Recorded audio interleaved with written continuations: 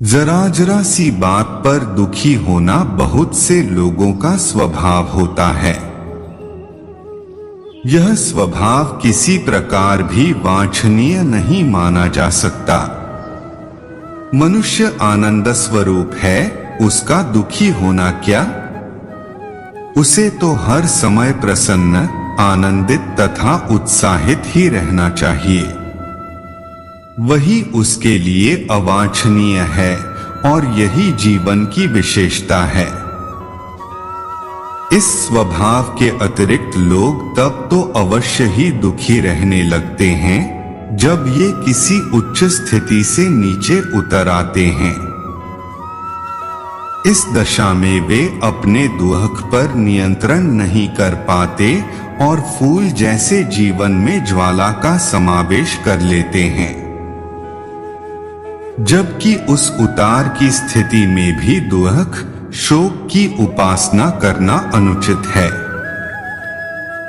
उतार की स्थिति में दुखी होना तभी ठीक है जब वह उतार पतन के रूप में घटित हुआ हो, और यदि उसका घटना नीति के नियम परिवर्तन, ईश्वर की इच्छा, प्रारब्ध अथवा दुष्टों की दुर्भिसंधियों के कारण हुआ हो तो कदापि दुखी न होना चाहिए।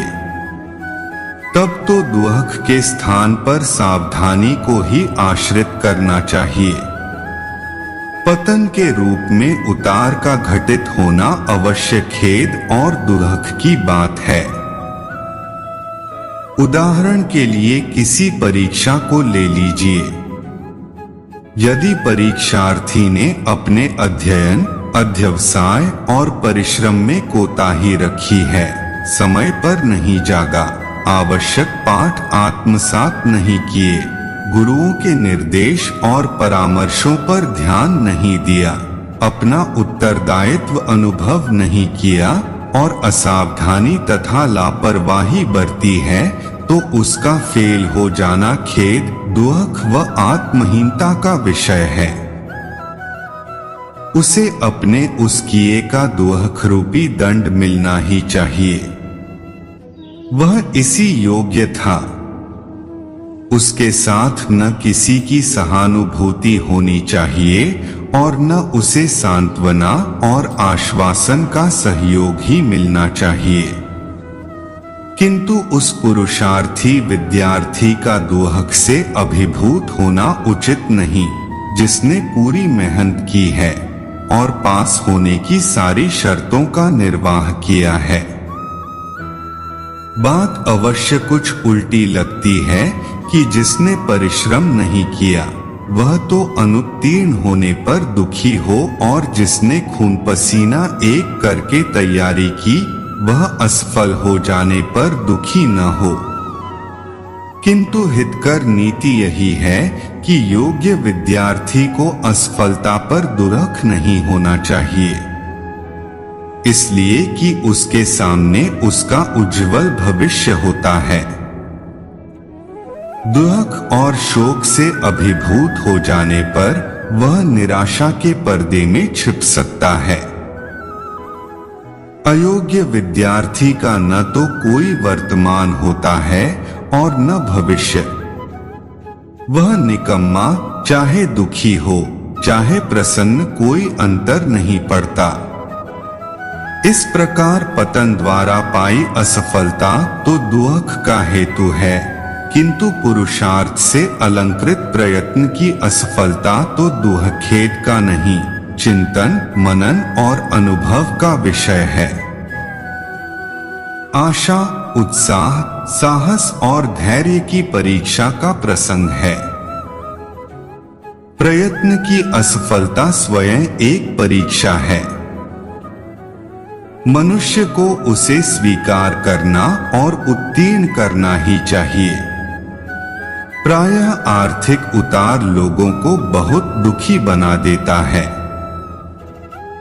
जिसका लंबा चौड़ा व्यापार चलता हो, लाखों रुपए वर्ष की आमदनी होती हो, सहसा उसका रोजगार ठप हो जाए, कोई लंबा घाटा पड़ जाए, हैसियत बिगड़ जाए और वह असाधारण से साधारण स्थिति में आ गिरे तो वह अवश्य ही दुखी और शोकग्रस्त रहने लगेगा।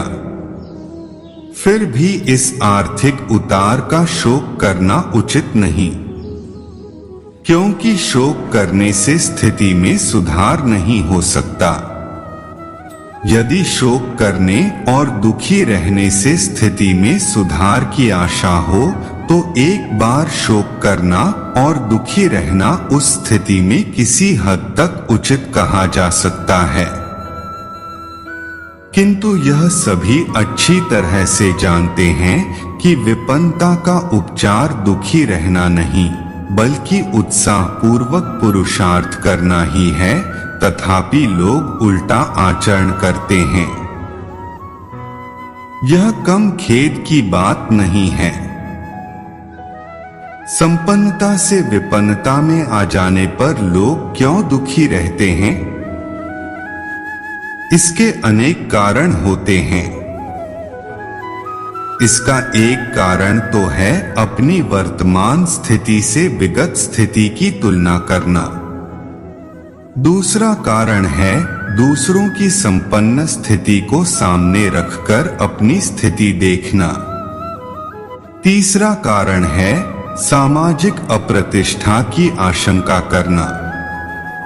चौथा कारण है लज्जा और आत्महीनता का भाव रखना और पांचवा कारण है विगत वैभव का व्यामोह। यह और इसी प्रकार के अन्य कारणोंवश लोग अपने आर्थिक उतार पर दुखी और शोकग्रस्त रहा करते हैं।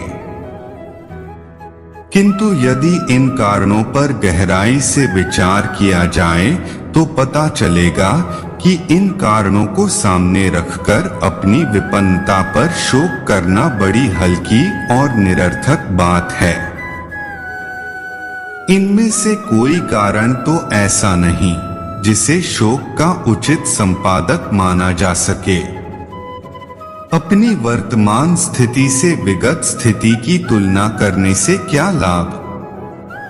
अतीत काल की वह स्थिति जो वैभवपूर्ण थी आज लौटकर नहीं आ सकती। हाँ, उसकी तरह की स्थिति वर्तमान में बनाई अवश्य जा सकती है, किंतु यह संभव तभी होगा जब अतीत का रोना छोड़कर वर्तमान के अनुरूप साधनों का सहारा लेकर परिश्रम और पुरुषार्थ किया जाए। केवल अतीत की याद कर कर के दुखी होने से कोई लाभ न बनेगा। जब मनुष्य अपने वैभवपूर्ण अतीत का चिंतन करके इस प्रकार सोचता रहता है तो उसके हृदय में एक हुक उठती रहती है, एक समय ऐसा था कि हमारा कारोबार जोरों से चलता था, लाखों रुपयों की आय थी, हजारों आदमी अधीनता में काम करते थे, बड़ी सी कोठी और कई हवेलियां थीं, मोटर कार में चलते थे, मनमाने ढंग से रहते और व्यय करते थे। लेकिन आज यह हाल है कि कारोबार बंद हो गया है,